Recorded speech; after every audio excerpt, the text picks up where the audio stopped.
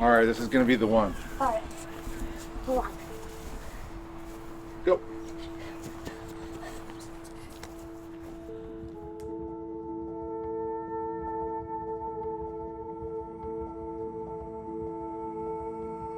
They say when you teach your son, you teach their son.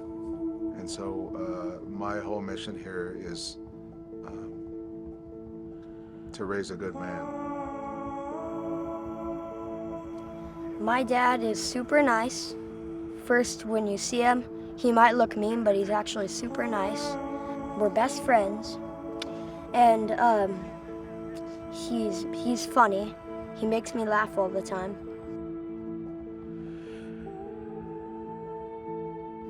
So our lives, mine and Henry's, are completely different. Listen, the guy that you guys are talking to right now, that's not how I was. I started out as a drug-addicted kid living on the streets. Spent the next 30 years of my life in and out of jails and prisons.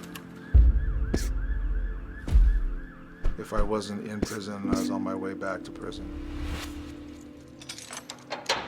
So none of us start out using drugs because we think it's a glamorous lifestyle.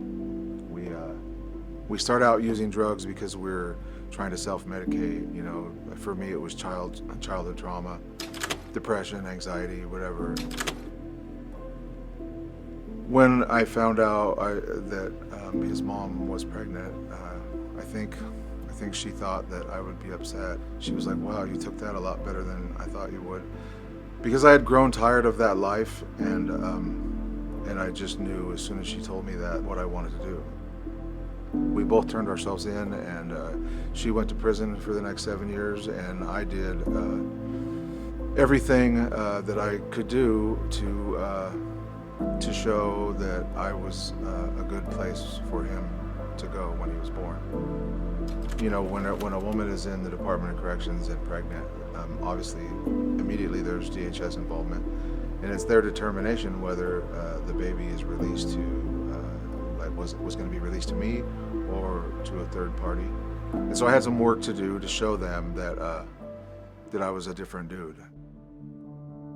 I started taking parenting classes. I started doing outpatient groups. I saw therapists and counselors, and I ended up getting into a place here in town. It's for moms and babies, and I ended up being the first dad with a baby there. The first time that I met Hank, I knocked on the door, and of course this is a communal living situation.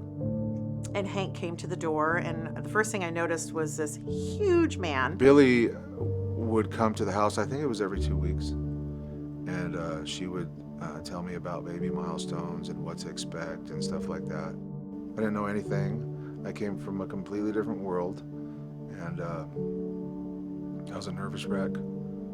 I always really enjoyed working with people who I could see the difference. And I knew that that if people believed in Hank and he would learn to believe in himself, I believed that he could be successful. And she was just really kind and really easy to talk to, and although I still had to do all this by myself, right? It was comforting to know, to have somebody saying, "You're gonna be fine. Every mom feels like this too. Just relax. Nobody knows what they're doing at first."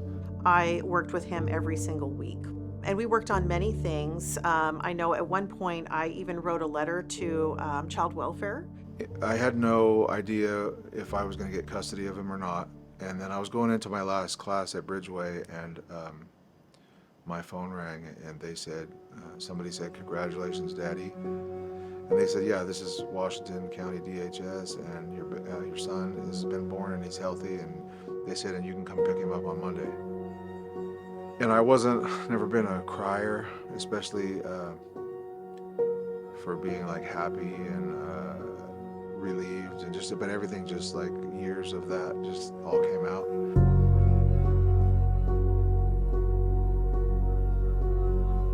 I got dropped off back at the place that I lived, and it was just me and him there in the room, and he started crying, and I was like, "What in the hell have I got myself into?" Right? When the baby was brand new, Hank was so nervous and so anxious that something could happen to the baby. When I had that first doctor's appointment and he weighed less than he was when he was born, I thought I was doing something wrong.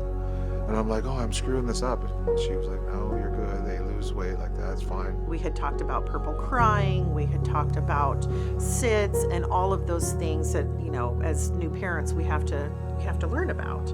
I'm a worst case scenario guy. I'm always worried about the worst case scenario. I have been since I was little.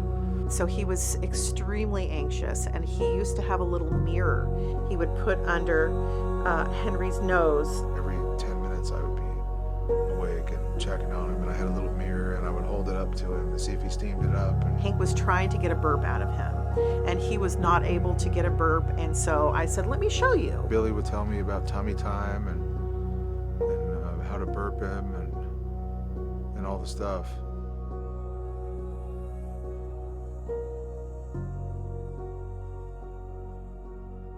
Yeah, that first year especially of just me and him, of me and Henry, and me raising him from a newborn, that softened me. That changed my heart 100%.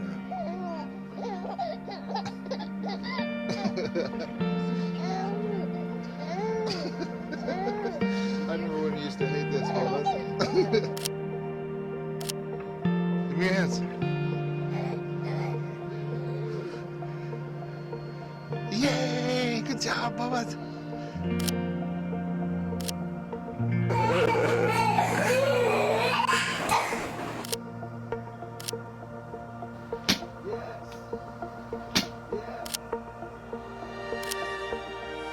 He's my first and only kid, and so every milestone has been this way, bro.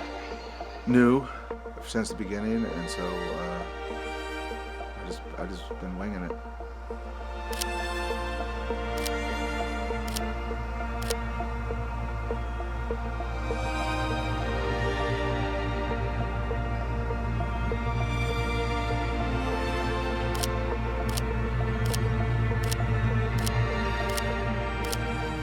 Henry is growing up feeling safe. He's not experiencing the things that Hank had experienced, and so his future has been set up to be successful. And now, you know, he's a sixth grader. He's super smart. He's a great kid. And he's the kindest, most generous, most loving kid in the world.